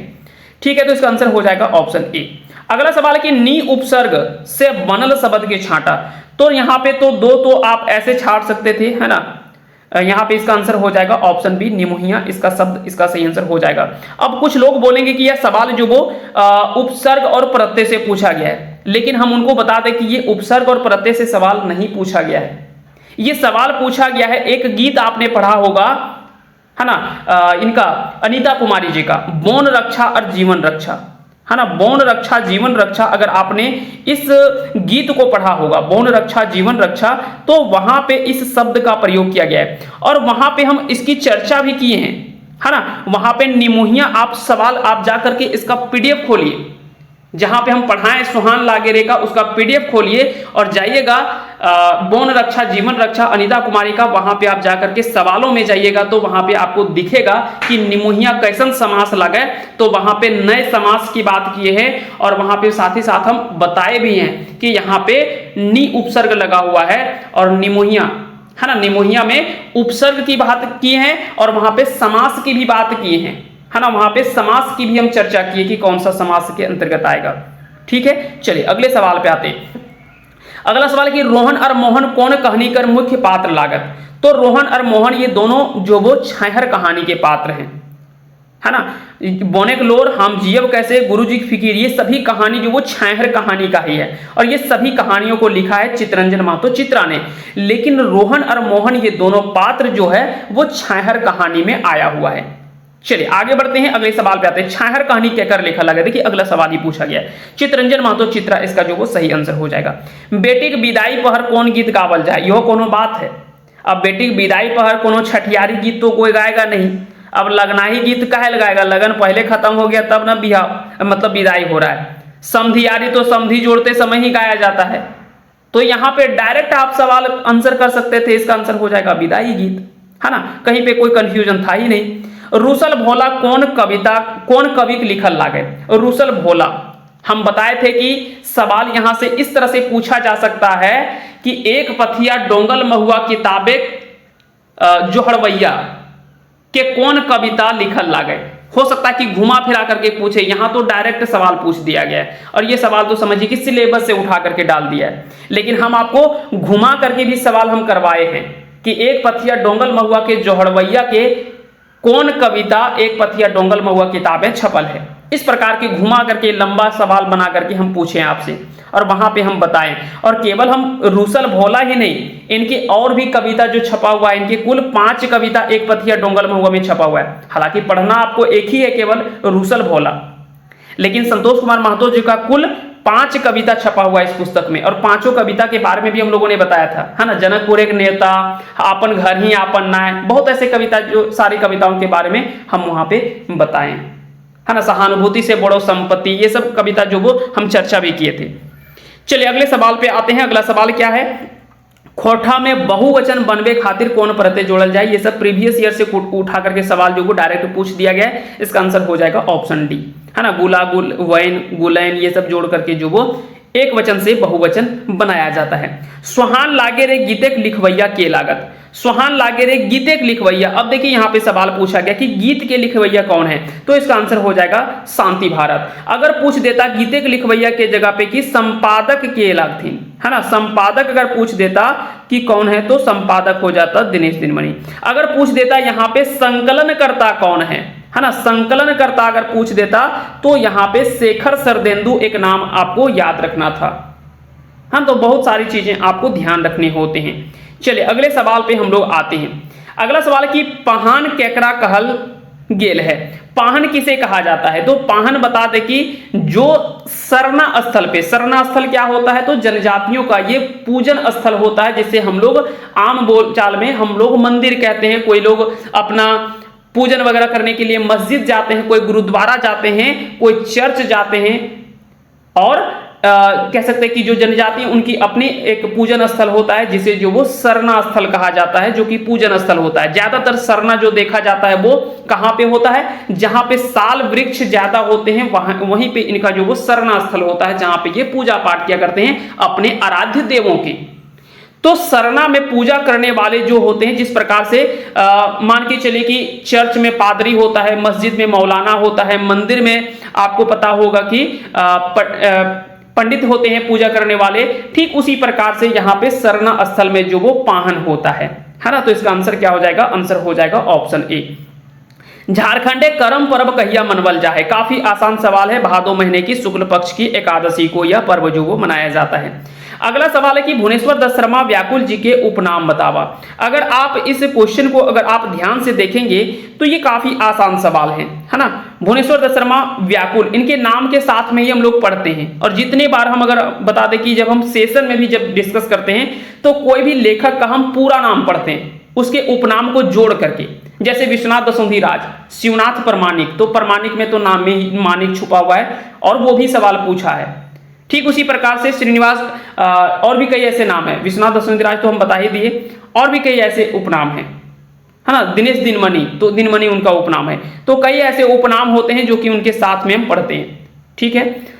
और भी कई ऐसे, श्याम सुंदर महतो श्याम, गोविंद महतो जंगली, कई ऐसे उपनाम हैं जो कि डायरेक्ट नाम के साथ में ही हम लोग पढ़ लेते हैं। अगला सवाल है कि बनीजे कर माने की हवे बतावा। अब 7 भाई एक बहन लोक कथा अगर आपने पढ़ा होगा तो वहां पे पढ़ा होगा कि सुगा के सातों भाई सब बनीजे चल जातीन कहीं में घोड़ा में बैठ करके व्यापार करने के लिए। तो बनीज का मतलब वहां पे होता है व्यापार करने के लिए। तो ये 7 भाई एक बहन लोक कथा से यह सवाल जो वो पूछा गया है। अगला सवाल है कि सेमातिक बौनी मेला गीत केकर लिखल लागे। एकदम ऊपर से सवाल पूछा गया है। सेमातिक बौनी मेला, है ना, सुभद्रा कुमारी के द्वारा इस लोक कथा को जो वो लोक कथा बोलते हैं, माफ कीजिएगा, ये शिष्ट गीत को जो वो लिखा गया है, जो कि सोहान लागेरे पुस्तक में छपा हुआ है। अब देखिए यहां से भी सवाल आपको बहुत ज्यादा चौंकाने वाला, एक आध सवाल तो आप हटा सकते थे। अगर शिवनाथ परमानी की बात करें तो जय माय जननी गीत जो वो इनके द्वारा लिखा गया है। दीपक सवाल के बारे में आपको पता चल गया कि कते सुंदर छोटा नागपुर है, तो एक बच गया था सुभद्रा कुमारी, तो इसका आंसर आप कर सकते थे। बूढ़ी और ओकर नाती लोक कथा कर जोगाड़ी के लागती। अब देखिए बूढ़ी और ओकर नाती, थोड़ी देर पहले हम चर्चा की थी कि इसके बारे में पूछा गया है सवाल, तो बता दें कि डॉक्टर अरविंद कुमार के द्वारा इस लोक कथा का संकलन जो वो किया गया है, बूढ़ी और ओकर नाती, जो कि आपने पढ़ा होगा अच्छे से कि किस प्रकार से एक बच्चा अपनी दादी के साथ में रहता है, बाघ उसको उठा करके ले जाता है जंगल में, फिर अपना जान बचाने के लिए वो बरगद के पेड़ में लटक जाता है, फिर बाद में वो भैंस के साथ में रहने लगता है, बड़ा हो जाता है, नदी नहाने के लिए जाता है, बाल टूट जाता है, राजा की बेटी से फिर है ना बाल मिलता है, फिर उस राजा की बेटी उससे शादी कर लेता है, फिर वो अपने दादी के यहाँ जाता है, कि पूरी कहानी आपने पढ़ा है ना, बूढ़ी और ओकर नाती में। चलिए अगला सवाल पे आते हैं, खोठा में कई गो स्वर वर्ण है। स्वर वर्ण जब हम लोग खोठा के वर्ण विचार की जब हम सवाल डिस्कस किए हैं, तो ये सवाल हम जरूर डिस्कस करते हैं, और ये कह सकते हैं कि काफी बार सवाल पूछा भी गया है। हरस ई, दीर्घ ई, हरस उ, दीर्घ उ, ए और ओ, ये 8 जो वो खोठा के स्वर वर्ण है ना, खोठा के 8 जो वो स्वर वर्ण है, और ये 8 की चर्चा हम लोगों ने किया है। जबकि व्यंजन की चर्चा भी हम लोग किए हैं 29 या 31, कई बार सवाल यहाँ पे पूछा भी गया है, तो इसकी भी चर्चा हम लोग जो वो कर चुके हैं, है ना। चलिए आगे बढ़ते हैं, आते हैं अगले सवाल पे। चाबी काठी नाटक में कई गो पुरुष पात्र हैं। हाँ, इस सवाल को देखिए, इस सवाल में भी कुछ लोग जो वो फंसे हुए हैं, कुछ लोगों का कंफ्यूजन था कि कुछ लोग तो बोले कि हम मारे ही नहीं, छोड़ दिए हैं। बोले क्यों छोड़ दिए? बोले कि नहीं 14 तो ऑप्शन दिया नहीं था। बोले कि 14 नहीं दिया था, उसके करीब में तो आप जा सकते थे। क्या गारंटी है कि 4 को तो पात्र हटेगा नहीं? आप जान गए थे कि 14 पात्र तो कम से कम है ही, तो चलो भाई 8 हटा दो, 10 हटा दो। 10 नहीं होगा, 8 नहीं होगा, क्योंकि 14 पात्र तो आपने पढ़ा है। अब 21 पात्र, उतना पात्र तो गड़बड़ा नहीं सकता, तो 21 भी आंसर नहीं होता। आप सोच सकते थे कि एक आध 2 पात्र जो वो छूट गया होगा। और बता दें कि यहाँ पे 2 पात्र छूटा हुआ है। एक पात्र आपको याद होगा, घनीराम, है ना, एक पात्र की चर्चा आपने सुना होगा, घनीराम, और एक पात्र का नाम और आया है जिसका नाम है मंगला। ये 2 पात्र की चर्चा यहाँ पे किया गया है। आप चाबी काठी नाटक के हमारे पीडीएफ में आप जाइएगा, वहां पे हम रेड पेन से लिखे हुए हैं कुल 14 पुरुष पात्र, और बगल में 2 पात्र और हम लिख दिए घनीराम और मंगला, है ना। मंगला को बोलता है ना, कौन बोलता है? जाकर के जब बोलता है कि जाओ, पैसा नहीं देगा, कालूराम बोलता है कि जाओ रे, अगर पैसा नहीं देगा जाकर के उसका जितना गाय बैल होगा सब खोल करके लेते आना, है ना। तो यह बात जो वो बोलता है किसको? मंगला को बोलता है। तो मंगला जो वो उसी के यहाँ पे रहता है, उसी के दरबार में रहता है। तो यहाँ पे 2 पात्र ऐसे थे जो कि यहाँ पे 2 पात्र मिसिंग था, 2 पात्र छूट गया था। आप इसका आंसर जो वो यहाँ पे कर सकते थे, तो इसका आंसर जो हो जाएगा वो ऑप्शन बी हो जाएगा, है ना। तो इसका आंसर क्या हो जाएगा? आंसर हो जाएगा बी। हालांकि अब देखिए, अगर कहीं नहीं 16 रहे तो 14 आप आंसर कर सकते थे, कोई दिक्कत नहीं था, लेकिन अगर 14 नहीं दिया है तो 16 आंसर आपको करना था। ठीक है, चलिए आगे बढ़ते हैं, आते हैं अगले सवाल पे। अगला सवाल है, छहर कहानी में कुल कई गो पात्र है? तो छहर कहानी में आप लगभग 6 पात्र की चर्चा आप लोग पढ़े होंगे। रोहन, मोहन, देवा चौधरी, सूर्यनारायण चौधरी, और एक सूर्यनारायण चौधरी के पिता बिरजू चौधरी, और एक छगन साहब जो कि होटल वगैरह चलाता है ना, और पैसा कौड़ी मतलब उधार करता था, देता करता था। तो ये 6 पात्र की चर्चा आप लोगों ने पढ़ा होगा, है ना। रोहन, मोहन, सूर्यजू चौधरी, देवा चौधरी, छगन साहब, और एक सूर्यजू चौधरी के पिता बिरजू चौधरी। ये 6 पात्र की चर्चा यहाँ पे स्पष्ट रूप में वर्णन किया गया, तो इसका आंसर हो जाता ऑप्शन ए। ऊ एगो चनफन गिदर हो, एकर में विशेषण शब्द के छांटा। अब यहाँ पे देखिए, कई बार कंफ्यूजन हो जाता है, इस प्रकार के सवालों में भी इस प्रकार के सवाल पूछते हैं, या यहाँ पे ऊ होगा या तो फिर चनफन होगा। तो यहाँ पे आपका चनफन जो वो इसका सही आंसर हो जाएगा, यहाँ पे जो वो की विशेषण के रूप में। हमर भारत महान रे गीत कौन किताबें शामिल है? अब देखिए, ऐसे सवाल हम 2 तरह के सवाल, हम हमेशा 2-3 तरह के सवाल आपको बताते हैं कि या तो पूछेगा कि इस गीत के लिखवैया कौन है, यानी लेखक कौन है, किस किताब में छपा हुआ है, ये पूछ सकता है, है ना, किस किताब में छपा हुआ है, किसके द्वारा लिखा गया है, इस प्रकार के सवाल पूछे जा सकते हैं। ये 2 सवाल तो सबसे ज्यादा पूछने वाला सवाल होता है ना। और उसके बाद में अगर कोई किताब का पहला हो, अंतिम हो, इस प्रकार के सवाल भी पूछे जाते हैं कि इसका पहला कविता कौन है, पहला कहानी कौन है, पहला गीत कौन है, इस प्रकार के सवाल भी यहां से पूछे जाते हैं। तो याद रखिएगा, हमर भारत महान रे, ये सुहान लागेरे पुस्तक में छपा हुआ गीत है और इसको लिखा है अंबुज कुमार ने, है ना। तो इसके आंसर हो जाएगा ऑप्शन सी, सुहान लागेरे पुस्तक में छपा हुआ है, इसको लिखा है अंबुज कुमार के द्वारा। हम घर जाही, यहाँ पे सर्वनाम कौन सा होगा, तो सर्वनाम यहाँ पे हाम हो जाएगा, है ना। हम घर जाही, है ना। हाम, हामिन, तोय, तोहिन, उ, ओखिन, ये आपने पढ़ा होगा। पुरुषवाचक सर्वनाम में आपने पढ़ा होगा और पुरुषवाचक सर्वनाम को हम बहुत अच्छे से डिस्कस किए हैं, बार बार डिस्कस किए हैं। अगला सवाल कि श्रीनिवास पांडुरी जी हेठे कौन समिति बनबल हला। अब देखिए यहाँ पे भी थोड़ा कंफ्यूजन है लोगों में, एक खोटा साहित्य समिति को लेकर के और एक खोटा विकास समिति को लेकर के। ज्यादातर लोगों में तो कंफ्यूजन यही है, बाकी क्या 2 में तो दिक्कत है ही नहीं, क्योंकि बाली डी खोटा कमेटी ये तो गिरधारी गोस्वामी आकाश खूंटी के द्वारा इसको जो वो विकसित मतलब विकास में योगदान इनका रहा है। जबकि अगर एक और है बोकारो खोटा कमेटी, बोकारो खोटा कमेटी की अगर बात करें तो वहां पे इसके मुख्य संस्थापक जो माने जाते हैं वो शिवनाथ प्रामाणिक माने जाते हैं। एक है खोटा विकास समिति बरवा अड्डा धनबाद, इसके कह सकते हैं कि मुख्य संस्थापक जो माने जाते हैं वो पानुरी जी माने जाते हैं, है ना।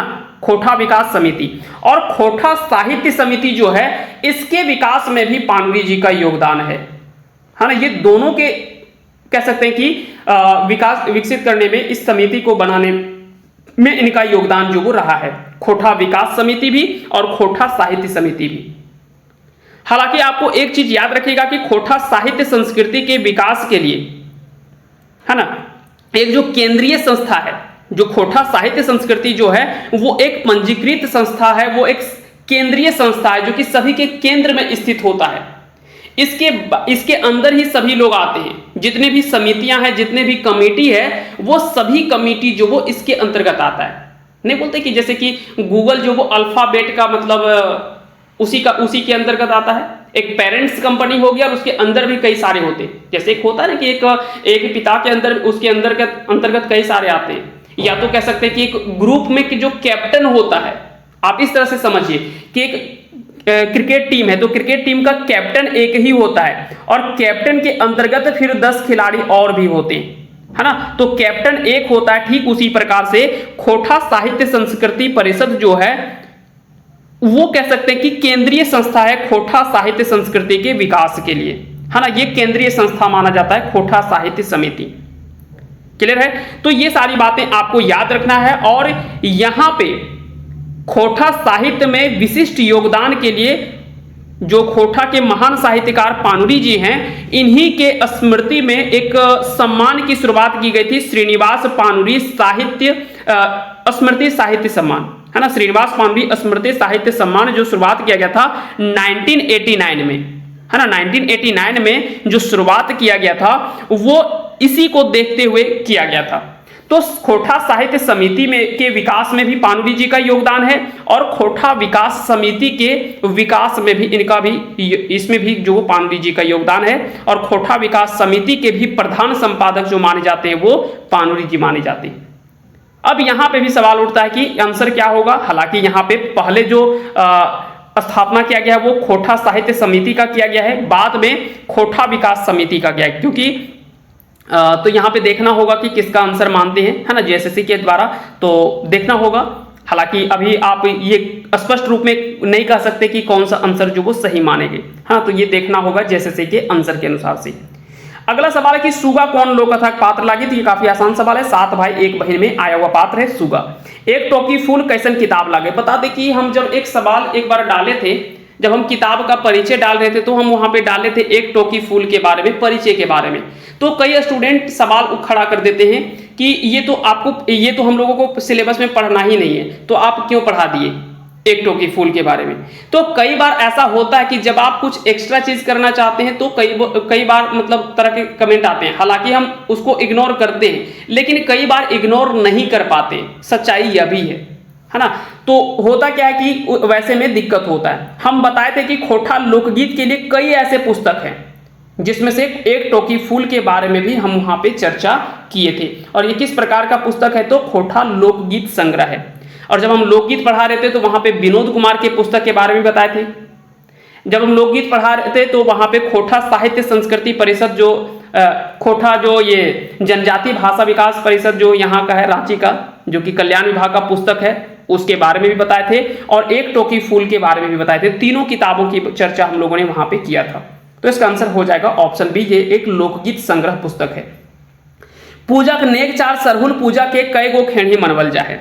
अब जब हम लोग बात करते हैं सरहुल पूजा की, तो सरहुल पूजा आपने पढ़ा होगा। दो निबंध आपको पढ़ने के लिए दे रखा है। एक तो फूलकर पर्व सरहुल और तकर प्रासंगिकता, और एगो भाई बहन के शुभ प्यार के प्रतीक पर्व करम और तकर प्रासंगिकता, है ना। भाई बहन के शुभ प्यार के प्रतीक पर्व करम और फूलकर पर्व सरहुल और तकर प्रासंगिकता, ये दो निबंध आपको पढ़ने के लिए दे रखा था। तो यहाँ पे अगर हम लोग इसकी चर्चा करें, इसका आंसर क्या हो जाएगा, तो बता दें कि सरहुल पूजा तीन खेड़ी जो वो नेगचार के आधार पे तीन खेड़ी में मनाया जाता है, जो कि पहला होता है रूसा या बांगुरी, दूसरा होता है सरना पूजा, और तीसरा होता है फूलखोसी, है ना। जो कि फूलकर पर्व सरहुल और तकर प्रासंगिकता, ये सरहुल पूजा जो निबंध आपको पढ़ने के लिए दे रखा है, वहां पे आपको ये सारी बातें पढ़ने थे, जो कि जिसको लिखा है बीएन ओहदार के द्वारा इसे जो वो लिखा गया है।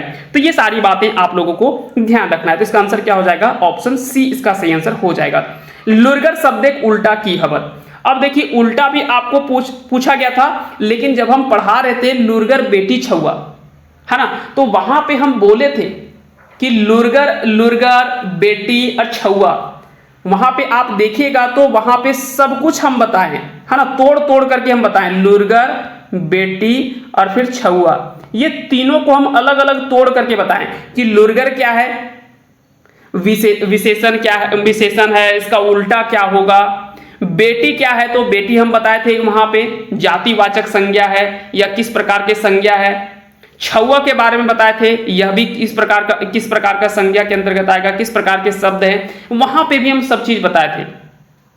तो अलग अलग तोड़ करके बताए थे। और वहां पे हम बोले थे कि लुरगर बेटी छुआ में बता दें कि यहाँ पे साइड से भी सवाल पूछा जा सकता है। हालांकि यहाँ पे इसे दोनों में आप जैसे समझें, या तो आप उल्टा शब्द का सवाल माने, या तो लुरगर बेटी छुआ मान के चलिए कि लोक कथा से सवाल उठाया गया, दोनों तरह से आप सवाल मान सकते हैं। अब ये तो एग्जामिनर के सोच पर निर्भर करता है कि वो क्या सोच के साथ में इस सवाल को तैयार किए।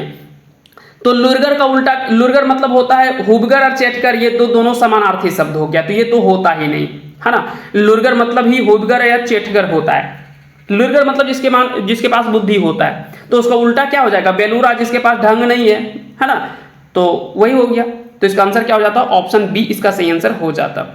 अगला सवाल कि बौन पहाड़े जे सभ्यता पोंगायल है ओकरा की कहल जाए। तो सरहुल पर्व जब आपने निबंध को पढ़ा होगा तो वहां पे इसकी चर्चा जो वो किया गया है। वहां पे दो सभ्यता की चर्चा की गई, एक नदी घाटी सभ्यता और एक अरण्य सभ्यता।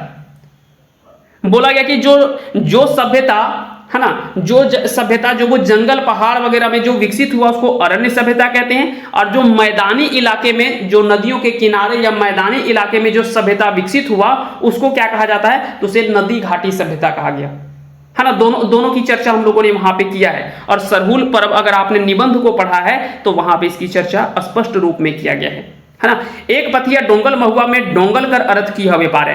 तो डोंगल का अर्थ होता है चुना हुआ, है ना, चुना हुआ होता है, और चुना हुआ को खोठा में हम लोग कहते हैं बिछल, ना बोलते कि ये बीच के लाना, मतलब चुन चुन करके लाना। तो यहाँ पे इसका आंसर क्या हो जाएगा, ऑप्शन बी इसका सही आंसर हो जाएगा, यानी डोंगल मतलब होता है बिछल। चलिए, सब कुछ वहां पे हम बताएं कि पथिया का अर्थ क्या होता है, डोंगल का अर्थ क्या हो गया, महुआ यहाँ पे, और किसके रूप में यहाँ पे वर्णन किया गया है ना, किसके रूप में, किसके संकेत के रूप में यहाँ पे प्रयोग किया गया है। अगला सवाल है कि के, की, कौन, कैसन सर्वनाम लागे। तो यहाँ पे नहीं बोलते कि के आयल हो, कौन आयल हो, की खेबे, तो यहाँ पे क्या एक सवाल खड़ा हो रहा है, तो ये एक सवालवाचक सर्वनाम के रूप में यहाँ पे हम लोगों ने पढ़ा था। सर्वनाम के छह भेद में आपने पढ़ा होगा, पुरुषवाचक, है ना, सब सारे सर्वनाम के बारे में आप लोगों ने वहां पे अच्छे से जो वो डिस्कस किया है। तो यहाँ पे हम दोबारा उतना डिस्कस नहीं करने वाले हैं, क्योंकि हम सवाल को यहाँ पे कवर कर रहे हैं। अगला सवाल है कि चाभी काठी नाटक में शंभू कैसन युवक रहे हैं। तो यहाँ पे एक क्रांतिकारी युवक के रूप में, या तो कह सकते हैं कि इस नाटक का नायक पात्र के रूप में हम इसे जो वो मान सकते हैं। सरहुल पर्व के मुंडारी में की कहल जाए। तो सरहुल पर्व को बता दें कि अलग अलग भाषाओं में, अलग अलग जनजातियों में अलग अलग नाम से जो वो जाना जाता है। जैसे कि खड़िया में से जाड़कोर, उरांव के लोग जो वो कह सकते हैं कि इसे खद्दी कहते हैं, है ना। उरांव के लोग इसे उरांव जनजातियों में इसे खद्दी के नाम से जाना जाता है। मुंडारी में से बा पर्व कहा जाता है।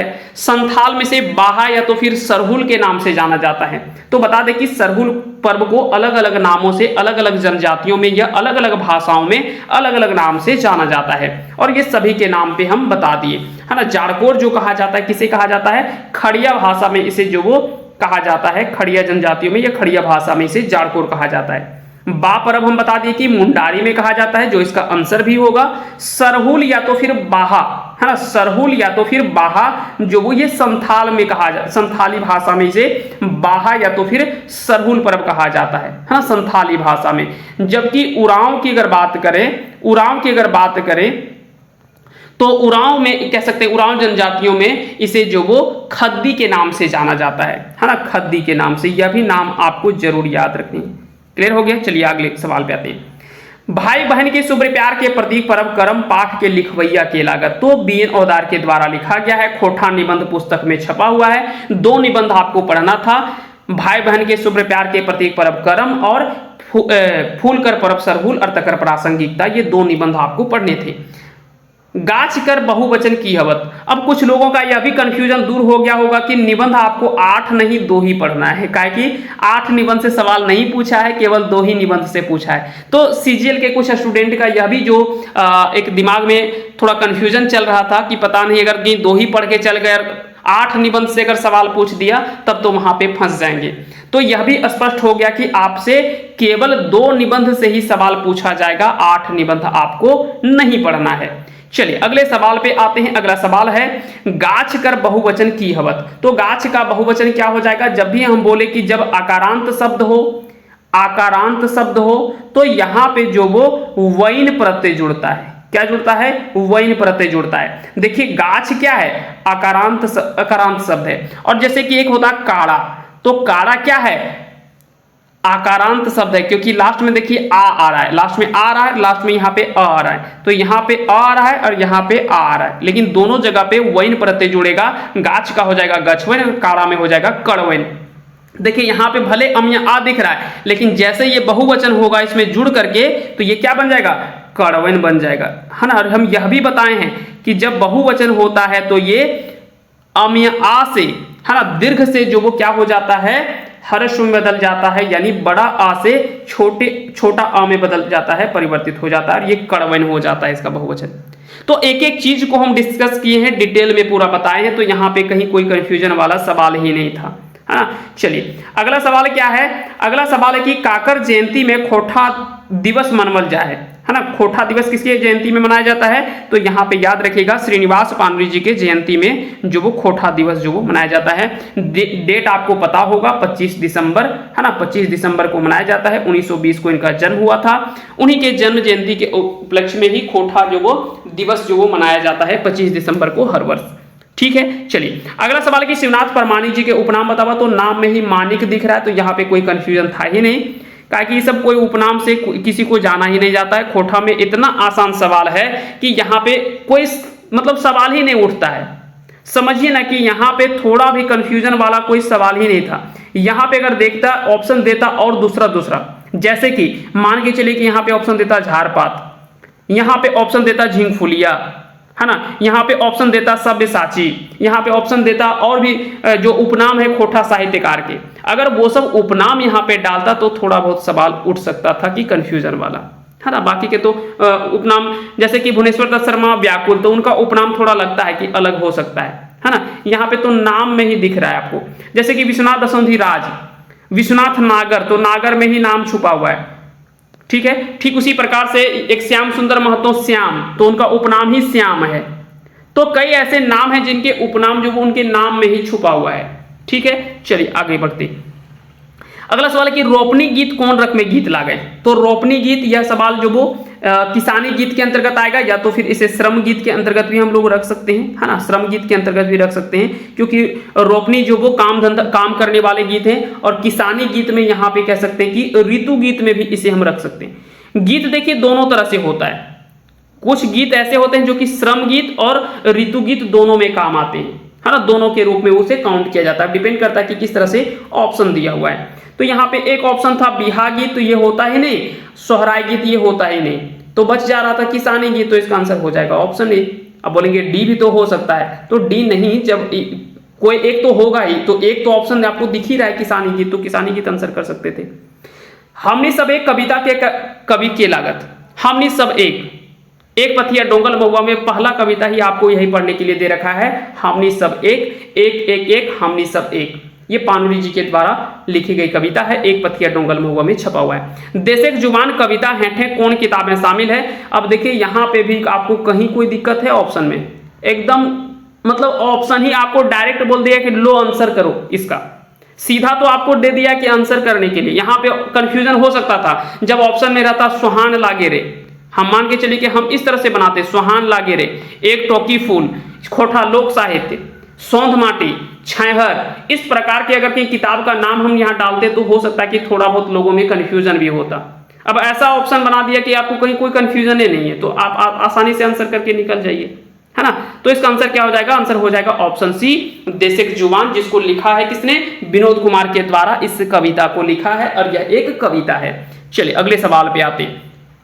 कोनो नाम के की कहल जाए, कोनो नाम के संज्ञा कहल जाए, संज्ञा के बदले में आवे वाला शब्द के सर्वनाम कहल जाए, संज्ञा और सर्वनाम की जो विशेषता मतलब उसे विशेषण कहा जाता है, क्रिया को करने वाला जो होता है वो कारक होता है, लिंग किसे कहते हैं, जहां से यह स्पष्ट हो कि स्त्री और पुरुष होने के बारे में यहाँ जहां से स्पष्ट वर्णन होता है उसको हम लोग लिंग के रूप में वहां पे हम लोग पढ़ते हैं। महतों का स्त्रीलिंग की होते हैं, तो महतों का स्त्रीलिंग भी हम बताए हैं और महतों का बहुवचन भी हम बताएं। महतों का बहुवचन क्या हो जाएगा, महत्वैन, क्या हो जाएगा, महत्वैन, तो यहाँ पे वैन प्रत्यय होगा, है ना, यहाँ पे वैन प्रत्यय होगा।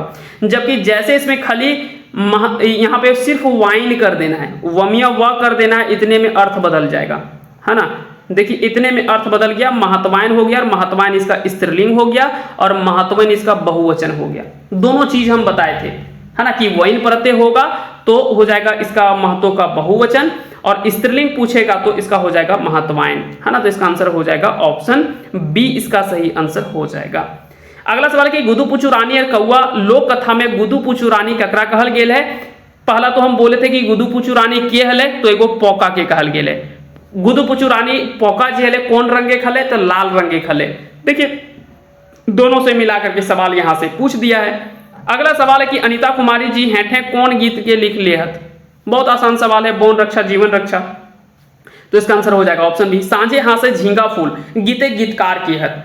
तो सांझे हासे झींगा फूल, ओ दादा रे नहीं, ओ दादा रे हम भी गड़बड़ा रहे हैं, है ना, सांझे हासे झींगा फूल। तो सांझे हासे झींगा फूल महेंद्र नाथ गोस्वामी के द्वारा इस गीत को लिखा गया है सुहान लागेरी पुस्तक में, है ना।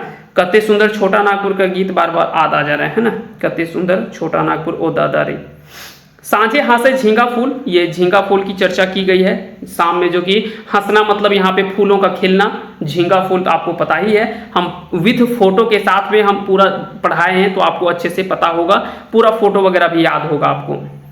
पहान के समाज बाटे ले कुछ जमीन दे जाए वो की कहा है। तो आपने जब सरहुल पढ़ा होगा, सरहुल निबंध पढ़ा होगा, तो वहां पे आपने इसके बारे में पढ़ा होगा कि जो पाहन होता है, गांव के जो पुजारी होते हैं इनको जो वो समाज की ओर से सर्वसम्मति से, सभी के सम्मति से उनको जो वो जमीन दान दिया जाता है ताकि वो इसी तरह से गांव की सेवा कर सकें और उनके सभ्यता और संस्कृति को वो जीवित रख सकें। इसलिए उनको जो वो समाज की ओर से एक संपत्ति के रूप में, दान के रूप में वहां पे जमीन दिया जाता है, जिसको पहनई जमीन कहा जाता है ना। तो इसका आंसर हो जाएगा ऑप्शन ए, सोंध माटी केकर लिखल किताब लागे। तो विनोद कुमार के द्वारा इस किताब को जो वो लिखा गया है सोंध माटी, है ना। गजाधर महतो की तो कोई किताब आपको पढ़ना ही नहीं था, भोलानाथ महतो यहाँ कुछ था ही नहीं। बीएन ओदार के द्वारा किताब पढ़ना था तो उसका नाम था खोठा निबंध, है ना। खोठा निबंध वो किताब का नाम था जो कि आपको पढ़ने के लिए दे रखा था, है ना। तो चलिए आगे बढ़ते हैं। अगला सवाल कि दिनेश दिनमणि जी की लिखल गीत के पहचान करा। मांदर बाजे रे बांसी बाजे रे, इसको लिखा है सुकुमार ने। है ना। सुहान लागे रे, इस गीत को लिखा है किसने? शांति भारत ने। हमर भारत महान रे, इसको किसने लिखा है? अंबुज कुमार ने। बोने पाकल सैया कोर, इसे लिखा है दिनेश दिनमणि ने। हेठे कौन कविता एक पथिया डोंगल महुआ में छपल है? अब देखिए यहाँ पे झारखंडे की माटी हटा दीजिए, पढ़े रे नुनू हटा दीजिए, डहर बनाए चल रहे, तीनों हटा दीजिए। अब बताइए कि तीनों तो आपको 10 कविता में एको कविता नहीं दिया है ऑप्शन में। अब तो आसान हो गया। और भी अगर हम इसका ऑप्शन बनाते तो हम 4 ऑप्शन बनाते, जैसे कि आगू करब आपन देश, जय जवान जय किसान, महुआ भनिता, ढेसा ढेसी छोड़, या देशेक जुबान, मेढ़ हर मानुस, रूसल भोला, तबे हमें कभी ना आए जे काय खोठा, जय जवान जय किसान। तो यहाँ पे इसी पुस्तक का ही हम 4 कविता आपको देते जो पढ़ना है।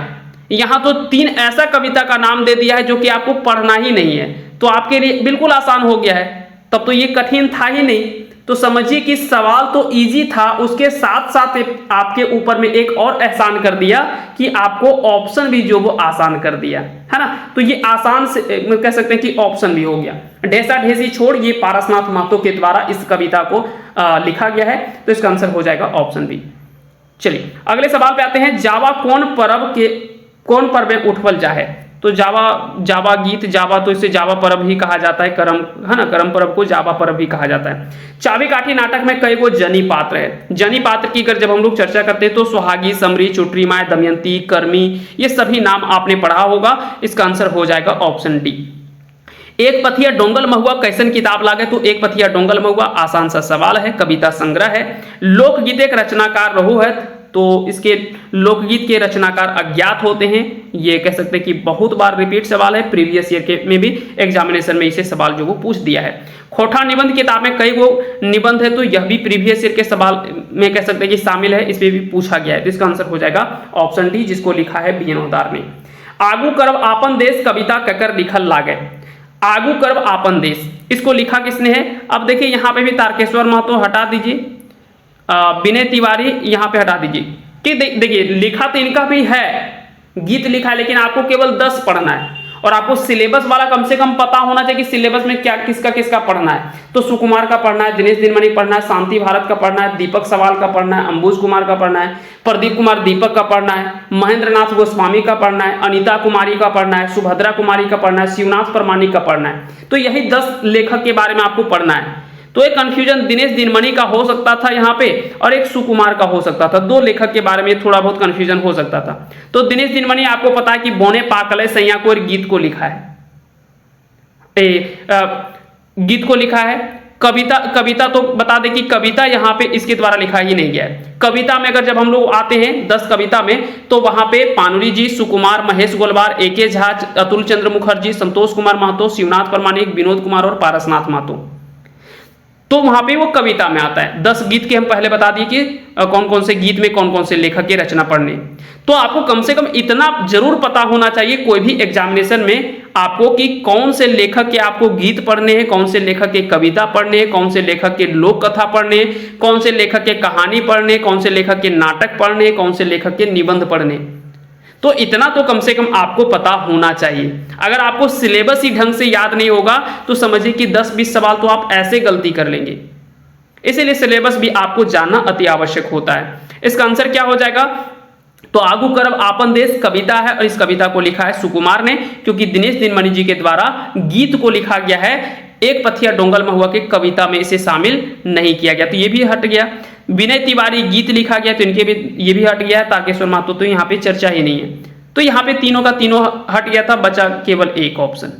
संज्ञक औजी अवैया शब्द। अब देखिए यहाँ पे औजी अवैया, थोड़ी देर पहले इसकी चर्चा हम लोगों ने किया था।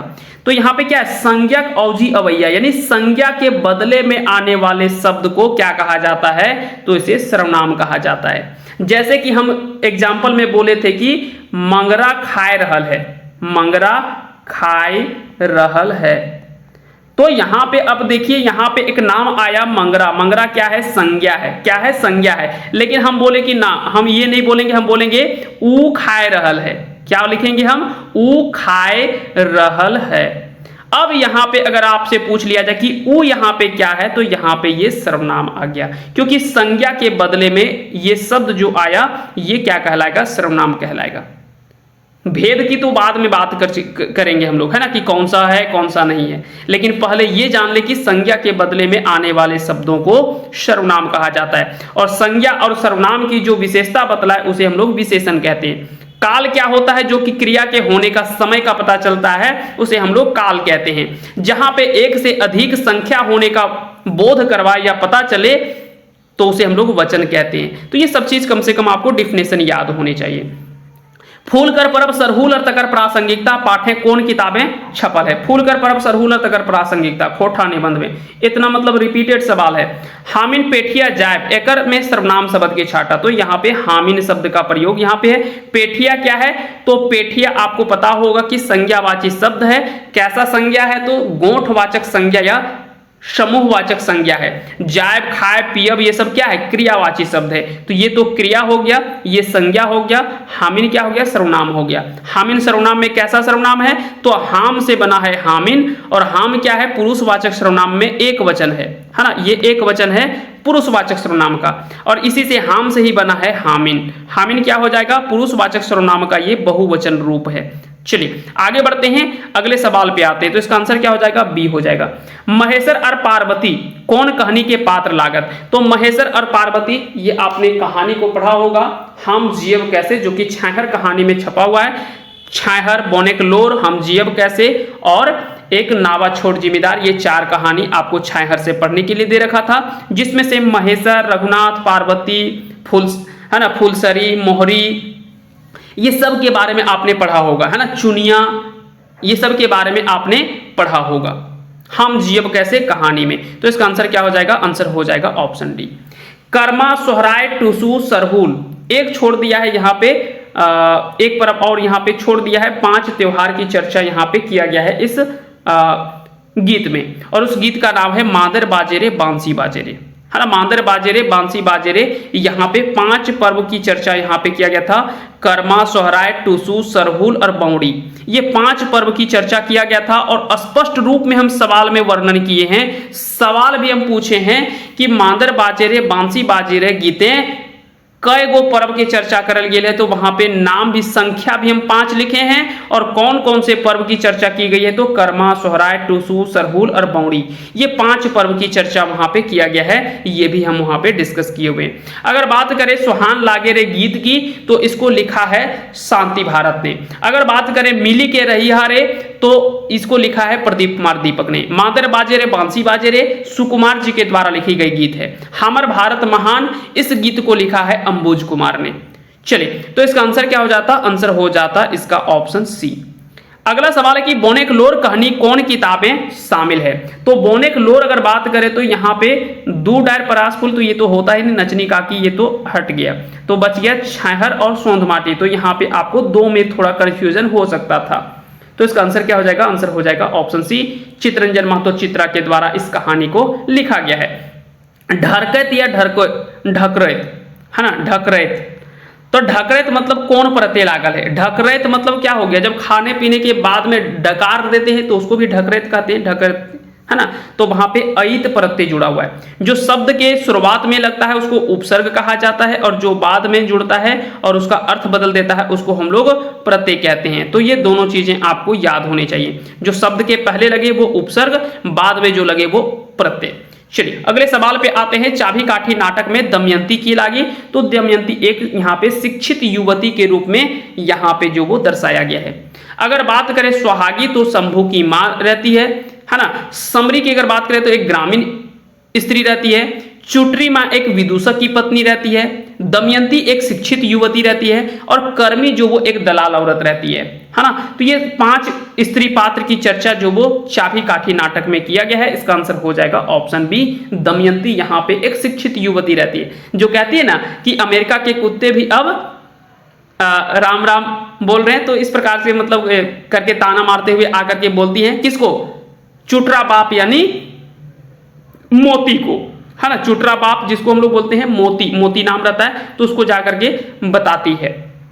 कब बताती है? जब नहीं बोलते हैं कि अपने भाषा को छोड़ करके इंग्लिश सिखाने पर जोर देती है कि नहीं अब तुमको बच्चा सब अब माँ नहीं मम्मी कहेगी, या तो मॉम कहेगी, हमको डैड कहेंगे, तो वहाँ पे थोड़ा सा एक मजाक किस्म का वहाँ पे वर्णन किया गया एक दो दृश्य में। तो वहाँ पे इसके बारे में आप लोगों ने पढ़ा होगा कि तोरा ऊंचा सैंडल पिंधे हो तो, लिपस्टिक लगवे हो तो, है ना, बैग टांगे हो तो इस तरह की सारी बातें यहाँ पे किया गया था।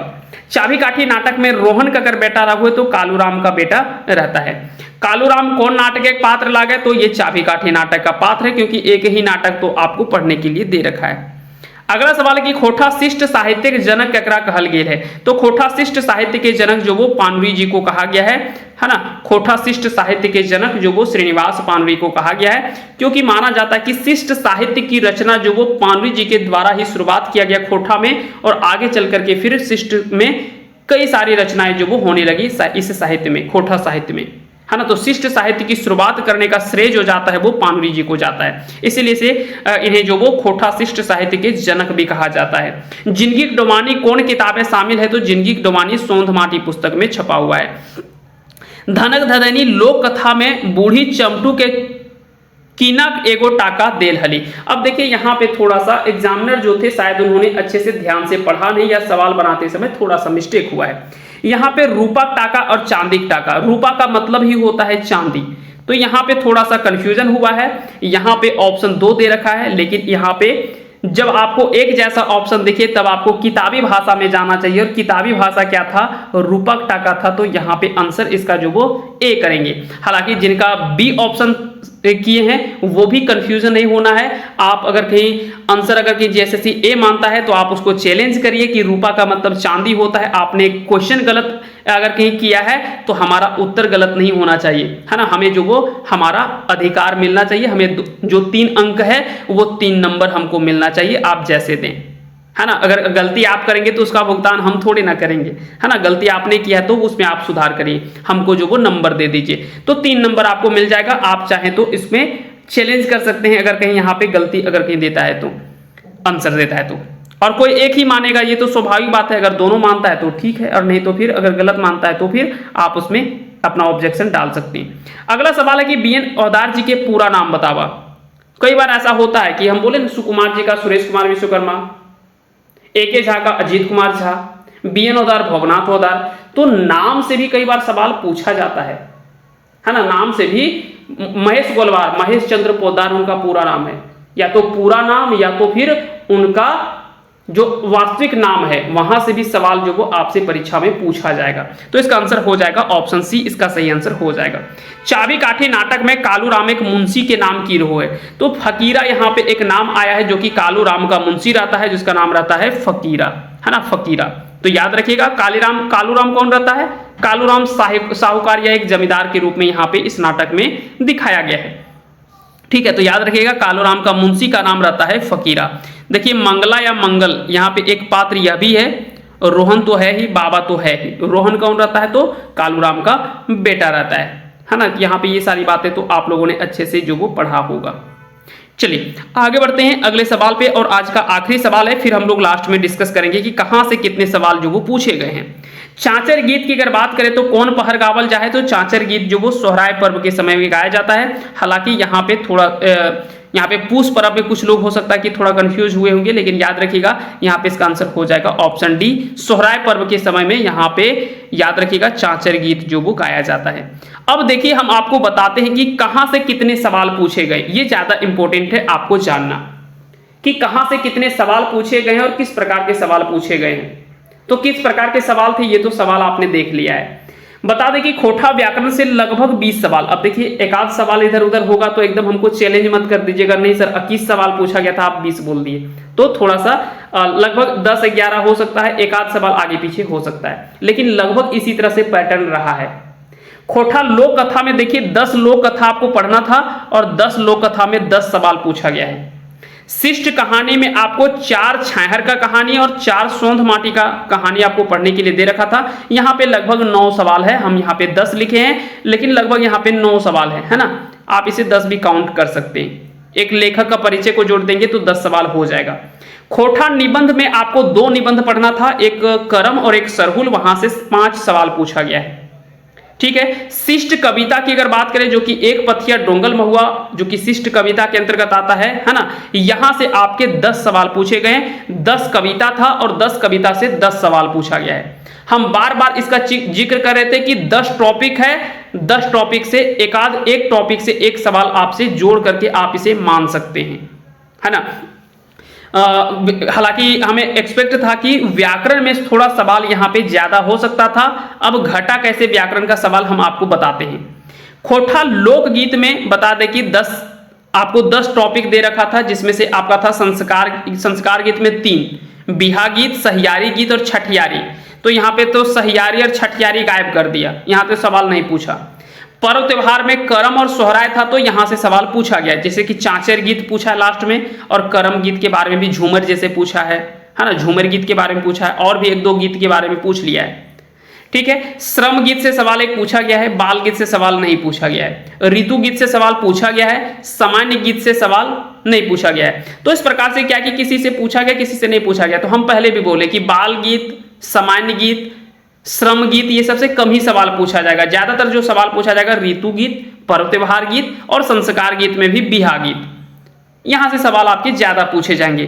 तो यहां पे भी लगभग 10 सवाल पूछे गए हैं, आप देख लीजिएगा क्वेश्चन मिलाकर के। एक आध सवाल अगर आगे पीछे हो तो मैनेज करिएगा। खोटा शिष्ट गीत की अगर बात करें, जो कि सुहान लागेरे पुस्तक है, यहां पे भी लगभग 10 सवाल पूछे गए। 10 गीत आपको पढ़ने के लिए दे रखा था। मांदेर बाजे रे बांसी बाजे रे, बोने पाकले सैया कोर, सुहान लागे रे, कते सुंदर छोटा नागपुर, हमार भारत महान, मिली के रही हा, है ना, सांझे हासे झींगा फूल, बौन रक्षा जीवन रक्षा, जय माय जननी। ये 10 गीत आपको पढ़ने के लिए दे रखा था। 10 गीत से 10 सवाल पूछे गए हैं। लेखक परिचय से देखिए, यहाँ पे 7 तो लेखक आपको पढ़ने के लिए दे रखा था, 7 लेखक परिचय के बारे में, लेकिन यहाँ पे लगभग 10 सवाल अगर देखा जाए तो लगभग 10 सवाल पूछा गया है। 10 सवाल में जैसे कि कुछ उपनाम वगैरह से भी पूछा गया है सवाल, तो वो भी आप लेखक परिचय में काउंट कर लीजिए उसको, तो लगभग यहाँ 10 सवाल होता है। तो अगर देखा जाए तो 3 सवाल देखिए यहाँ पे एक्स्ट्रा पूछा गया है। खोटा निबंध में देखिए यहाँ पे 5 सवाल पूछा गया है। उम्मीद था कि 2-2 सवाल, 4 सवाल यहाँ से पूछा जाएगा, 1 सवाल यहाँ पे एक्स्ट्रा आपको पूछा गया है। चाबी काठी नाटक में बता दें कि यहाँ पे लगभग माना जाता था कि अगर बहुत ज्यादा सवाल पूछा जाएगा तो 5 सवाल पूछा जाएगा। 5 सवाल यहाँ पे ज्यादा पूछा गया है, तो 5 और 3 8 और 1 9 सवाल, और विविध से 5 सवाल लगभग पूछा गया है। इधर उधर के टॉपिक से 5 सवाल जो है वो थोड़ा बहुत इधर उधर एक आध सवाल पूछा गया है। तो अगर देखा जाए तो यही लगभग हम बोले थे कि आपको 30 से 35 सवाल आपको ग्रामर से पूछा जा सकता है। 30 सवाल तो कम से कम पूछा जाएगा, लेकिन मार कहां खाया, चाबी काठी नाटक से 10 सवाल पूछ दिया, जबकि यहाँ पे 5 सवाल तक पूछा जा सकता था, यहाँ पे 5 सवाल एक्स्ट्रा पूछा है। ठीक है, तो ये 5 सवाल यहाँ पे माइनस हुआ। विविध से एक आध सवाल, 1-2 सवाल पूछा जाता है, तो 2-3 सवाल यहाँ पे घट गया, 1 सवाल यहाँ पे कम हुआ है। तो इस प्रकार से कुल मिलाकर कर देखा जाए तो ग्रामर का थोड़ा कम किया गया है और इधर से सवाल जो है ज्यादा पूछा गया है। ठीक है, तो इस तरह से अगर देखा जाए तो लगभग 100 सवाल इस तरह से पूछे गए हैं, और उम्मीद करते हैं कि ये सारे कैलकुलेशन आपको आने वाले एग्जामिनेशन में काम देगा। देखिए, ये बताना इसलिए आवश्यक था ताकि आप आगे जब आप तैयारी करें तो उसके हिसाब से आप सोच समझ ले कि कहां से कितने सवाल आपसे पूछे जा सकते हैं। जरूरी नहीं कि पैटर्न यही सेम रहे सीजीएल में, लेकिन हाँ बहुत ज्यादा डिफरेंस भी नहीं रहेगा, बहुत ज्यादा अंतर नहीं रहेगा, थोड़ा बहुत तो लगभग ऐसा ही फॉलो होने वाला है। हाँ, क्वेश्चन का लेवल अब अलग मायने रखता है, क्योंकि वहां पे आपको मैक्सिमम अलग अलग सीटिंग में एग्जाम होगा, एक दिन में एग्जाम होगा नहीं। तो अगर कहीं ज्यादा दिन में एग्जामिनेशन होता है तो वहां पे क्वेश्चन का लेवल आपको ऊपर नीचे देखने को मिल सकता है। कम से कम इतना तो आप जरूर एक्सपेक्ट करिए कि इस लेवल का सवाल तो नहीं रहेगा, इससे हायर ही रहेगा, यानी इससे थोड़ा डिफिकल्ट ही सवाल रहेगा, इससे थोड़ा सा लेवल ज्यादा ही रहेगा क्वेश्चन का। इसलिए आप अपनी तैयारी मजबूती से करते रहें और अपनी तैयारी को और भी बेहतर बनाएं। अगर आज आपके साथ में कह सकते हैं कि समय बचा हुआ है तो आप उसका भरपूर उपयोग करिए। किसी तरह से कोई दिक्कत हो तो आप इस नंबर पे आप हमें कांटेक्ट कर सकते हैं 9708305319, है ना, 9708305319। इस नंबर पे आप हमें कांटेक्ट कर सकते हैं और चाहे तो अगर आप अभी तक कहीं ज्वाइन नहीं किए तो मेरा टेस्ट सीरीज भी चल रहा है, जो कि 100 टेस्ट सीरीज का सेशन चल रहा है। अगर आप उसमें भी ज्वाइन करना चाहते हैं तो वहां पे भी आप ज्वाइन कर सकते हैं और अपना प्रैक्टिस को और भी ज़्यादा मजबूत कर सकते हैं। इसलिए कॉन्टेक्ट आप कर सकते हैं हमारे साथ में। ठीक है, चलिए मिलते हैं। फिलहाल के लिए इतना ही, बाकी का मिलते हैं अगले सेशन में। तब तक के लिए आप सभी को बहुत बहुत धन्यवाद।